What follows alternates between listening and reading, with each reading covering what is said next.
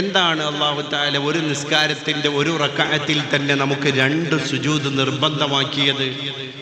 ഇഅ്തിദാൽ ഒന്നല്ലേ ഉള്ളൂ, ഒരു റക്അത്തിൽ റുകൂഅ് ഒന്നല്ലേ ഉള്ളൂ. എന്തിനാണ് അലി തങ്ങളെ സുജൂദ് അല്ലാഹു തആല 2 എണ്ണം തന്നത്? അതിന്റെ ലോജിക്ക് എന്താണ്?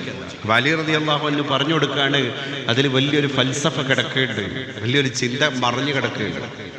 നമ്മൾ ഒരു നിസ്കാരത്തിന്റെ ഒരു റക്അത്തിൽ തന്നെ 2 സുജൂദ് ചെയ്യുന്നുണ്ട്. അപ്പൊ ആദ്യത്തെ സുജൂദിലേക്ക് നമ്മൾ പോകുമ്പോൾ അള്ളാഹു നമുക്ക് നൽകുന്ന ചിന്ത, നീ മണ്ണാണ്. അപ്പൊ അള്ളാഹു നമുക്ക് ജീവൻ തന്നിട്ടില്ല, നബിയെ പടക്കുന്നതിന്റെ മുമ്പുള്ള മണ്ണാക്കി നമ്മളെ മാറ്റിയ അവസ്ഥയെ നമ്മൾ പഠിക്കാനാണ് അത്ര ആദ്യത്തെ സുജൂദ്. അതൊന്ന് മണ്ണാണ്.